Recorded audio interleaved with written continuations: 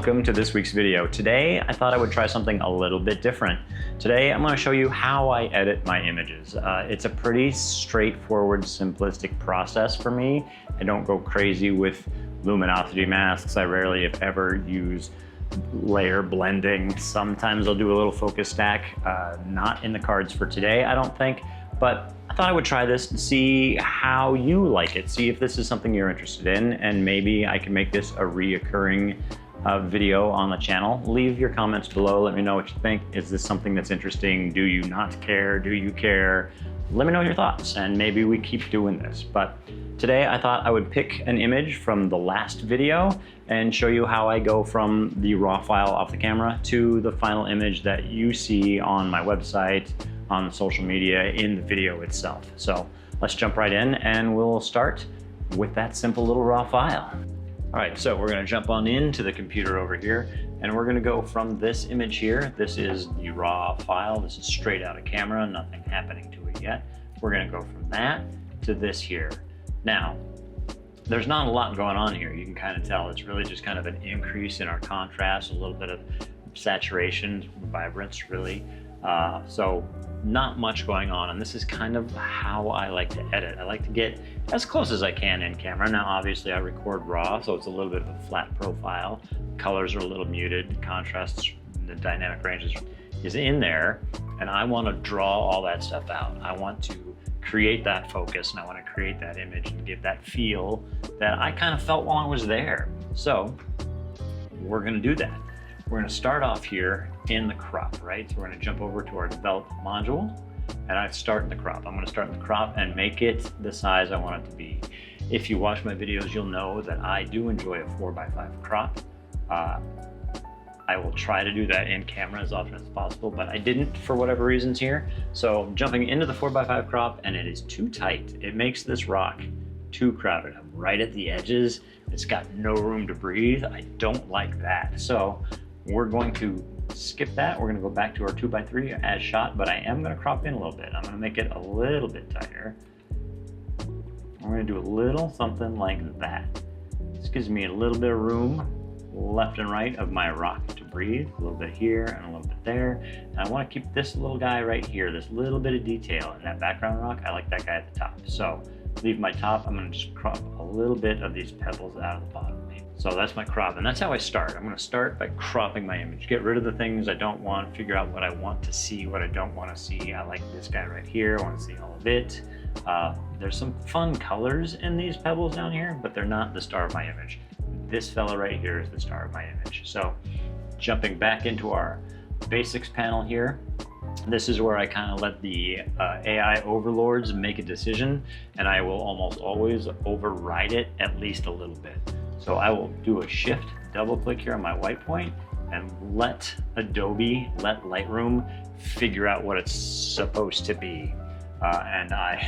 Yeah, those were some heavy air quotes. It's gone way too far. It's just pushing the right side of that histogram all the way to the edge. That's what it thinks is like, this is the full range. And while that is the full range, I'm losing this detail in this rock, and I don't like that. So I'm gonna just pull these back a little bit. I'm gonna look at my histogram, and I'm gonna just get off of that corner there and see what it looks like there. It's just a little bit bloomed out up there at the top, not too bad. So we're just gonna pull back just a little bit more, and I like that. I still have some highlights in these rocks, in this one rock, the main rock, my pink rock, but I've not lost the detail. I still have that detail. I'm going to do the same thing here with our black point. I'm going to shift double click and see what the algorithm says I should have. There's not much going on. It's not doing it. It's trying to open my shadows. There's no need for me to open my shadows. I'm going to actually darken them down just a little bit, because there's some of these sections, there's nothing going on. These rocks are all wet. I kind of want them to look wet, and they do, but there's no detail in these shadows. I don't need to see any of that.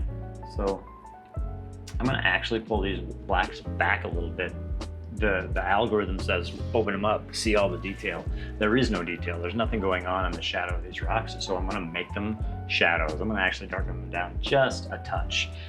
That's that decision there that I've made, and I think that's pretty good.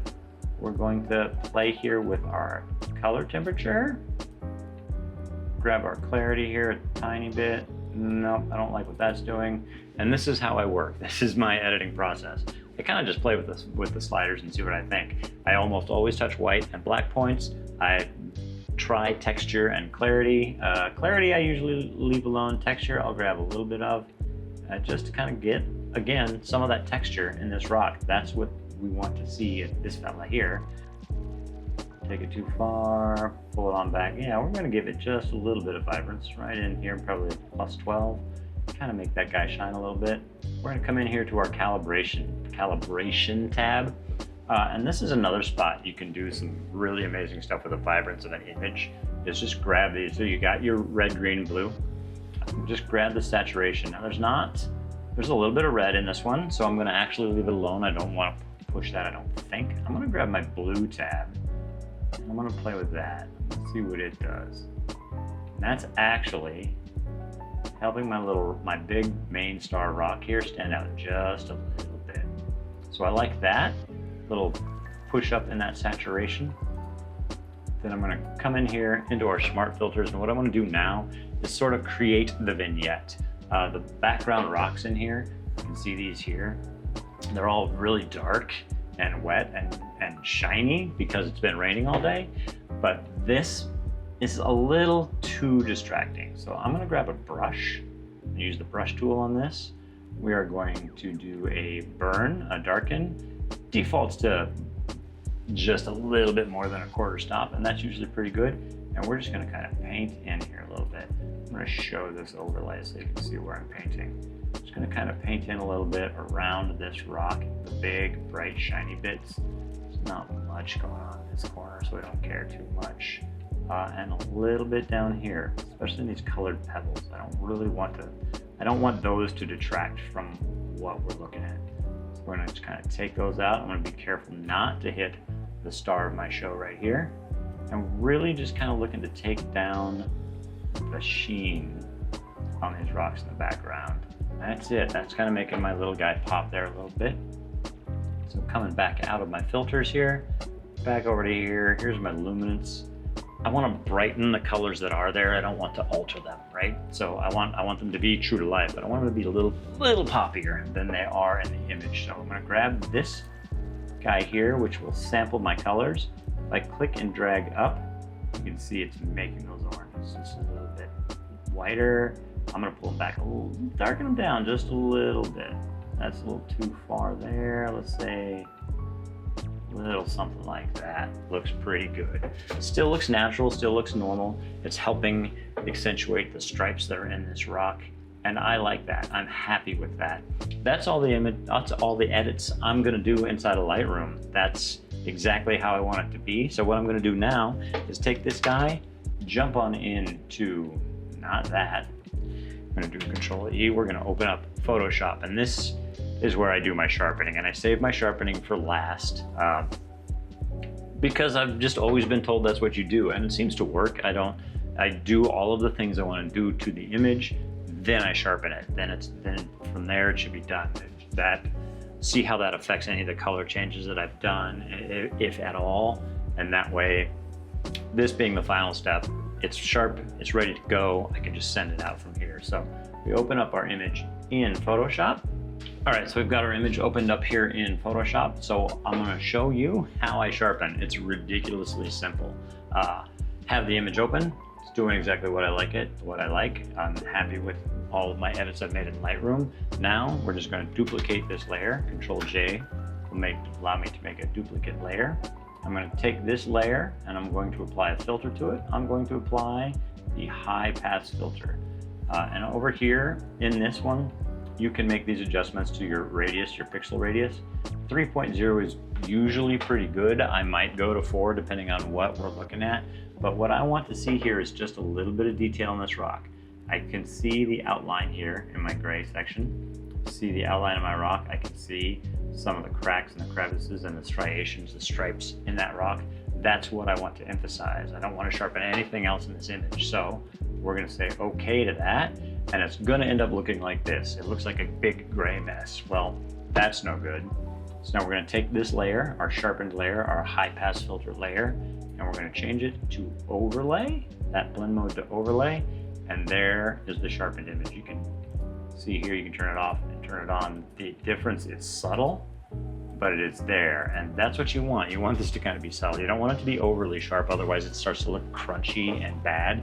So, and if it is too much, if you decide it is too much of a sharpening, what's nice about sharpening this way is I can grab the opacity of this layer and turn it up or down. You can basically increase or decrease the severity of that sharpening. I like it at 100%. We're gonna leave it. We're just gonna save that, and it's gonna jump it right back on over into Lightroom, and then that will be it. We will have finished our edit.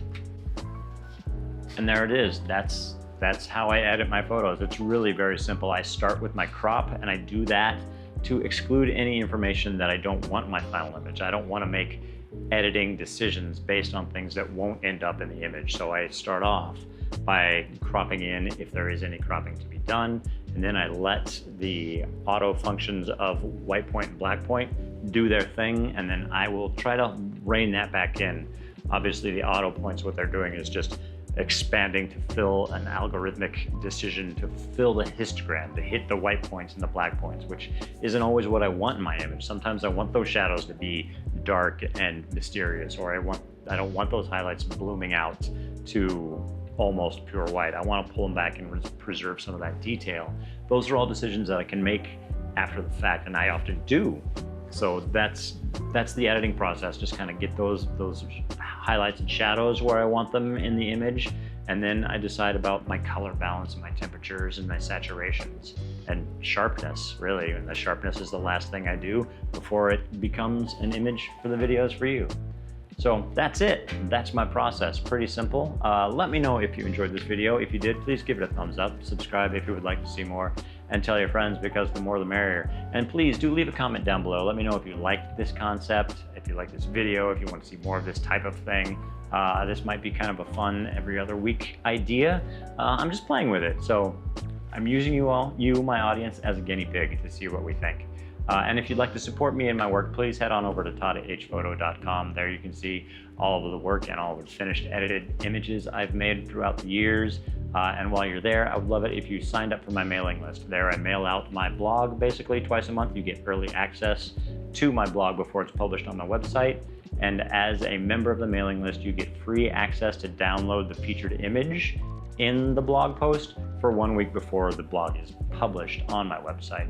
And if you really enjoy my work and you'd like to support me further, there's a contribute button down there at the bottom of my website. Any amount is greatly appreciated.